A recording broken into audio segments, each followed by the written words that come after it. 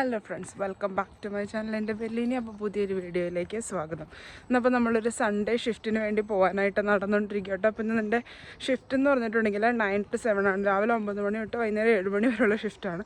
അപ്പോൾ ഇന്നത്തേന്ന് പറഞ്ഞിട്ടുണ്ടെങ്കിൽ ഒരു വേരിയബിൾ ഷിഫ്റ്റാണ്. നമുക്ക് പല ഷിഫ്റ്റുകളുണ്ട്. അത് ഞാനിവിടെ തിയേറ്ററിൻ്റെ റിക്കവറിയിൽ വർക്ക് ചെയ്യുന്നതുകൊണ്ട് മാത്രമാണ് അങ്ങനെ പല വേരിയബിൾ ആയിട്ടുള്ള ഷിഫ്റ്റുകൾ വരുന്നത്. അപ്പോൾ ഇന്നൊരു 9 to 7 ഷിഫ്റ്റിന് പോകാനായിട്ട് നമ്മൾ നടന്നുകൊണ്ടിരിക്കും. അപ്പോൾ നമ്മൾ ഇറങ്ങുമ്പോൾ ഒരു 17 ഡിഗ്രിക്ക് ആയിരുന്നു ടെമ്പറേച്ചർ. അപ്പോൾ തണുപ്പിന് പറ്റിയൊരു ടോപ്പും അതുപോലെ തന്നെ ഷോർട്ട്സൊക്കെയാണ് ഇട്ടേക്കുന്നത്. നമ്മളെല്ലാ ദിവസവും വെതറൊക്കെ നോക്കിയിട്ട് ഇറങ്ങാറ്. കാരണം വെതർ അനുസരിച്ചാണ് നമ്മൾ ഡ്രസ്സ് ചെയ്യാറ്.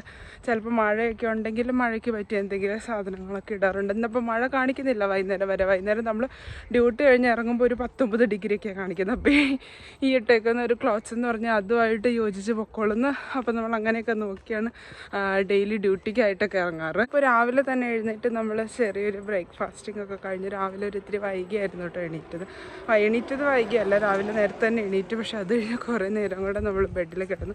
അങ്ങനെ നമ്മുടെ ചെറിയൊരു ബ്രേക്ക്ഫാസ്റ്റിംഗ് ഒക്കെ കഴിഞ്ഞിട്ട് ഇറങ്ങിയൊക്കെ രാവിലെ യോഗട്ടും അവക്കാഡോയും ഒക്കെയാണ് കഴിച്ചത്. ഇനി ചെന്നിട്ട് നമ്മുടെ 9 o'clock ഷിഫ്റ്റ് സ്റ്റാർട്ട് ചെയ്ത് കഴിഞ്ഞിട്ടുണ്ടെങ്കിൽ പിന്നെ ഒരു രാവിലെ ചെറിയൊരു ചായക്കും കൂടെ അധികം ലെങ്ത് ഇല്ലാത്തൊരു ബ്രേക്കിനും കൂടെ അവർ വിടും. നമുക്ക് ബ്രേക്ക് സ്പ്ലിറ്റായിട്ടാണ് തരാറ്. അപ്പോൾ രാവിലെ ഒരു ബ്രേക്കിനും കൂടെ വിടും. അപ്പോൾ ഞാൻ രാവിലെ കഴിച്ചതിന് ബാക്കി അവക്കാഡോ ഒക്കെ ആയിട്ടാണ് പോകുന്നേക്കുന്നത്. അപ്പോൾ നമുക്ക് ഷിഫ്റ്റിലേക്ക് പോകാം. ചെറിയൊരു ക്ലൗഡി ആയിട്ടുള്ളൊരു കാലാവസ്ഥയൊക്കെ കേട്ടോ. മഴ പെയ്യില്ലെന്നാണ് ഗൂഗിൾ പറയുന്നത്. അപ്പോൾ നമ്മൾ ഗൂഗിളിൽ വിശ്വസിച്ചാണ് ഡ്രസ്സൊക്കെ ചെയ്തേക്കുന്നത്. അപ്പോൾ നമുക്ക് ഷിഫ്റ്റിലേക്ക് പോകാം. പുറകെ കാണുന്ന ടെസ്കോ കേട്ടോ. അപ്പോൾ ഞാനൊരു എയിം വെച്ചാണ് നടക്കാറ് ഡെയിലി. ആദ്യത്തെ 10 മിനിറ്റ്സിനുള്ളിൽ ടെസ്കോ ഹിറ്റ് ചെയ്യണം, എന്നാലേ നമ്മുടെ നടത്തത്തിൻ്റെ എയിം ശരിയാവുള്ളൂ. ഒരു 20 to 25 മിനിറ്റ്സ് ആണ് നടത്തം. നമ്മൾ കുറച്ച് ദൂരം കൂടെ നടന്ന് കഴിയുമ്പോൾ ഹോസ്പിറ്റൽ കാണാൻ പറ്റും. പക്ഷേ ഹോസ്പിറ്റലിൽ എത്തിക്കഴിഞ്ഞ് വീണ്ടും കുറേ കൂടെ നടക്കാനുണ്ട്. അപ്പോൾ നമ്മളങ്ങനെ ഒരു എയിം വെച്ചാണ് നടക്കാറ്. ആദ്യത്തെ നമ്മുടെ മൈൽ സ്റ്റോൺ ഹിറ്റ് ചെയ്തിരിക്കുന്നു. UK ഇപ്പോൾ ശരിക്കും പറഞ്ഞിട്ടുണ്ടെങ്കിൽ ആപ്പിളുകളുടെ ഒക്കെ കാലം, മിക്ക ഫ്രൂട്ട്സിൻ്റെ ഒക്കെ കാലം.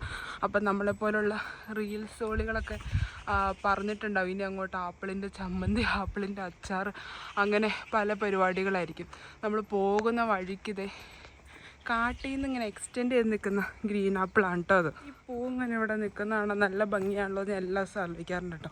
നമ്മുടെ നാട്ടിലൊക്കെ ഉള്ള പൂ തന്നെ. ഇതിൻ്റെ പേര് ഞാൻ ആക്ച്വലി മറന്നുപോയി. നമ്മൾ ബ്ലൂ ഒക്കെയാണ് നാട്ടിൽ കൂടുതലായിട്ട് കാണാറ്. ഇവിടുത്തെ വീടുകളൊക്കെ ഒന്ന് കണ്ടു വെച്ചോ കേട്ടോ. നമ്മുടെ ഇവിടെ ഒരുമാതിരിപ്പെട്ട UK എല്ലാ സ്ഥലങ്ങളിലെയും വീടുകളുടെയൊക്കെ സ്ട്രക്ചർ ഇതാണ്.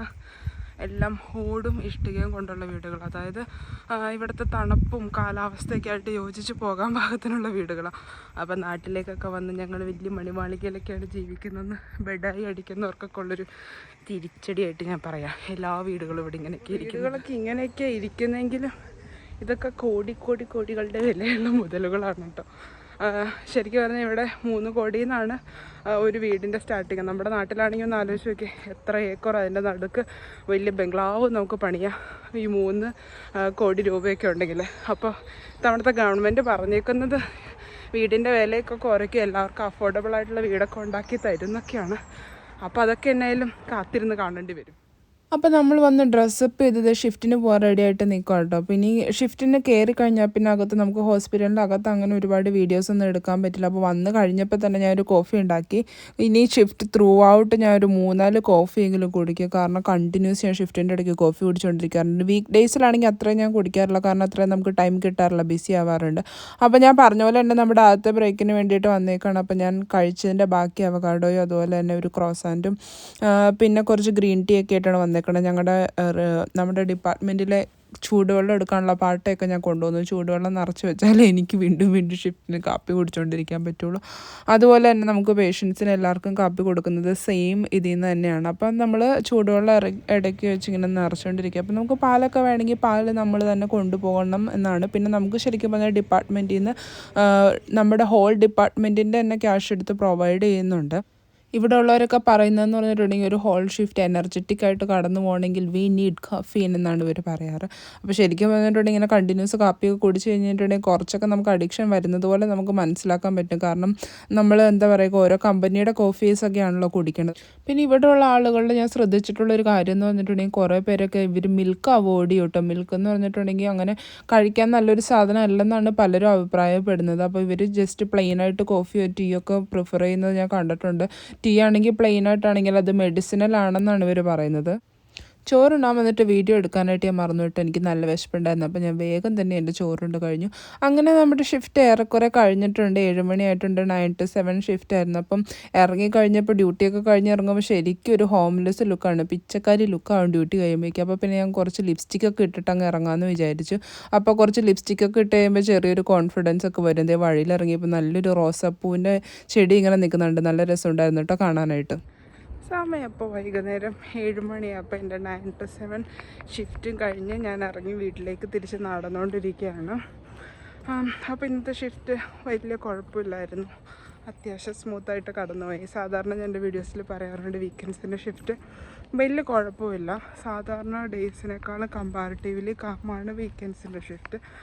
അപ്പോൾ വലിയ പ്രശ്നങ്ങളൊന്നും ഇല്ലാണ്ട് കടന്നു. വൈകുന്നേരം ഇറങ്ങിയപ്പോൾ നല്ല വെയിലൊക്കെ ഉണ്ട്. രാവിലെ ഞാൻ അങ്ങോട്ട് പോയപ്പോൾ ഒരിത്തിരി ക്ലൗഡി ആയിരുന്നു. അപ്പോൾ നമ്മൾ സംസാരിക്കുമായിരുന്നു, പകൽ ഇത്തിരി ക്ലൗഡി ആയിട്ട് തന്നെ നിന്നപ്പോൾ വൈകുന്നേരം ഇറങ്ങിയപ്പോഴേക്ക് നല്ല സൺഷൈൻ ആയിട്ടുണ്ടെന്ന്. അപ്പോൾ ഇനി എന്നാൽ നമുക്ക് ഫുഡ് കഴിക്കാനൊക്കെ ആയിട്ട് കറക്റ്റ് ടൈമാണ്. ഞാനാണെങ്കിൽ വൈകുന്നേരം രാത്രി ഒത്തിരി വൈകി ഫുഡ് കഴിക്കാതിരിക്കാനായിട്ട് ട്രൈ ചെയ്യും. പക്ഷെ ചിലപ്പോൾ ചെല്ലുമ്പോഴൊക്കെ നല്ല വിശപ്പായിരിക്കും. അന്നേരം രാത്രി 10 മണിക്ക് 9 മണി കഴിഞ്ഞിട്ട് 10 മണിക്ക് 11 മണിക്ക് അങ്ങനെയൊക്കെ ഫുഡ് കഴിക്കാറുണ്ട്. എന്നാലും മാക്സിമം ഏർലി തന്നെ ഡിന്നർ കഴിക്കാനായിട്ട് നോക്കും. അപ്പോൾ ഡിന്നർ എപ്പോഴും നേരത്തെ തന്നെ കഴിക്കുന്നത് നല്ലത്, എല്ലാ കറക്റ്റ് ടൈമിൽ തന്നെ കഴിക്കുന്നത് നല്ലത്. പക്ഷെ നമ്മളിങ്ങനെ ജോലിയൊക്കെ ചെയ്യുന്നത് കൊണ്ട് നമുക്കങ്ങനെ പ്രോപ്പർ ടൈമിലൊന്നും കഴിക്കാൻ പറ്റില്ല. അപ്പോൾ നമ്മൾ വിചാരിക്കും വീട്ടിലിരുന്നാൽ കഴിക്കാൻ പറ്റുന്നു, വീട്ടിലിരിക്കാൻ മടി കാരണം കഴിക്കാറില്ല. അപ്പോൾ നമ്മുടെ ഫുഡിൻ്റെ ടൈമിംഗ് എന്ന് പറഞ്ഞാൽ ഒരിക്കലും പ്രോപ്പർ അല്ല. എന്നാൽ കൂടെ നമ്മൾ ഡിന്നർ നേരത്തെ കഴിക്കാനായിട്ട് നോക്കും. നേരത്തെ കഴിച്ചിട്ട് നമ്മൾ ലേറ്റായിട്ട് കിടന്ന് ഉറങ്ങിയിട്ടുണ്ടെങ്കിൽ അപ്പോൾ വീണ്ടും നമുക്ക് വിശക്കാനായിട്ട് തുടങ്ങും.